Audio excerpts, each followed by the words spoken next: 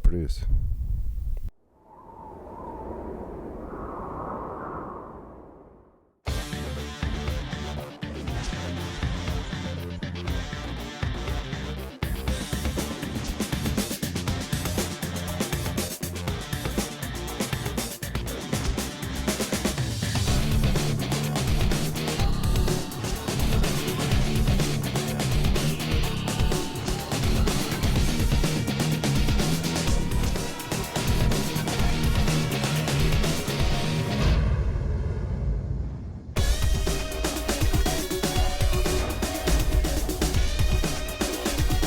How do you do all this stuff? How do you get from picking drums when you're when you're 8 years old at school and playing in the concert band and learning paradiddles, right, left, right, left, left, into signing with Atlantic Records and having a song on the radio and on the Billboard charts and selling 1 million records and being on MTV?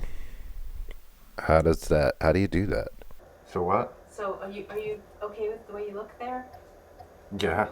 Okay. Kinda. I look a little puffy. We can let it roll. I'm saying you really need to add in what the content is going to be for your show. You know, everyone can do this at home, or you can do it at home, or how you're going to do it at home, or how you've been doing it at home. Right. I'm in a home. We're going to make music, and I'm going to show you how to plug in the mics, what mics to use, if you don't have good mics, what to do with the drums, how to get a drum sound. I'm a drummer. That's one thing that's really hard to do, is get a drum sound. I know how to do a drum sound.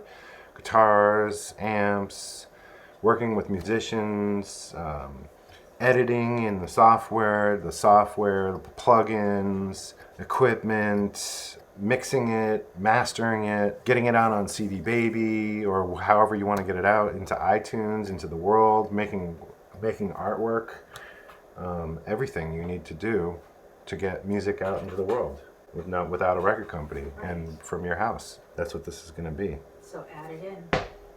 All right, we'll add this in. My name is Don Williams. My nickname is Forrest. I went to college, Berklee College of Music in Boston. I met a great group of guys there, formed a band called Big Wreck, went on to get signed to Atlantic Records. Excellent producers and musicians helped us capture some magic in '97. After playing out for a while, Atlantic Records was interested. It was about the same time as Soundgarden, Stone Temple Pilots, and Pearl Jam, and we were a rock band, and we fit the bill. The demos ended up being the album. They were remixed by Jack Joseph Puig, who was a phenomenal mixer. He produced the Amorica album, The Black Rose, which I'm happy to say that they are getting back together. Had a top 10 rock song in the United States, multiple top 10 rock songs in Canada. Had a big year in 1998 where it's in Billboard magazine, Rolling Stone, toured with Foo Fighters, Green Day, Creed, Silverchair. It was a lot of fun. I didn't realize how good I had it back then. I don't think I appreciated it as much as I do looking back at it now. We had a great run, 2 albums. The second album didn't have the success of the first. 9/11 happened, Time Warner and AOL merged, and our people got displaced by AOL personnel, and it is actually known as the worst merger in history. The stock market crashing, everything going on in the world. We didn't really have the support for it from Atlantic. The band was at a breaking point personally, and we went our separate ways, and it turned out to be a blessing in disguise, because right after that I had 2 beautiful boys, twin boys, born in 2004. I spent the next 6.5 years spending every day with them, working nights. I was around. It was good. Now they're grown up. While they were growing up, I worked at UPS for 11 years, and I did some real estate with Laura, my beautiful, sweet, loving wife. Now I'm at a great job, much easier. I work 8 hours a day. So I have some more free time, and so does Laura. She's been doing her art, doing fantastic, beautiful work, picking up where she left off also 15 years ago, and getting into lots of shows and selling stuff already and just cranking it out. I'm really proud of her. And I'm doing the same. I met a great group of people that are formerly known as Lindsay Buck, Danny Coyle, and Mitch Hanley. They play Sunday mornings at 9 o'clock, which is perfect for me. Everyone's very nice, and it's great. So I've been producing them. We've been doing a song every 2 months and releasing it on iTunes. I learned all that stuff, all that new stuff. Getting back into recording, I replaced my computer. I upgraded a lot of equipment. I got some more microphones. I'm getting into recording. I've always loved recording. I've always wanted to be a producer. I used to write songs just to be able to record them. I was like, I don't care if the song's very good. I just want to record it.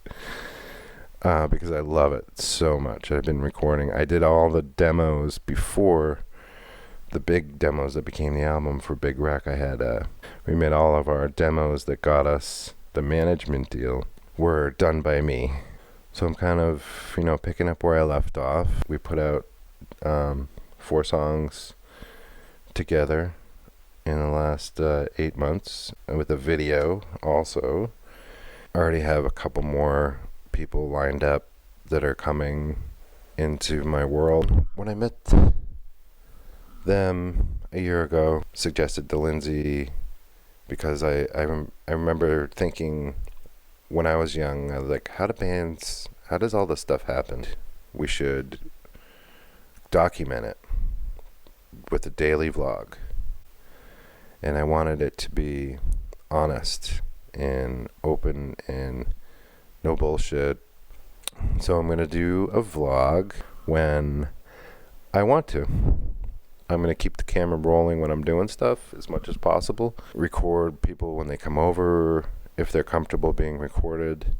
And record collaborations, writing sessions, recording, everything.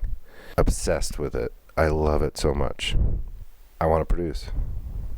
So at the end of this video, I want to say, let's subscribe so we can figure this music production thing out together. Yeah, no, but you're supposed to be telling people how to do it at home. If you're telling people, I know, but if they're watching and they're experiencing when I'm sharing my experience, we're together in a way. you're together, not but really. you're not But learning together. You're telling, or you're. well, I'm gonna learn something. I'm gonna learn something, and I'm gonna shoot it, and then the next day and the next week they can watch what I learned, and they'll learn it at the same time. So we're learning together. This is not working. What do you mean? I mean, I just want them to subscribe. they can subscribe.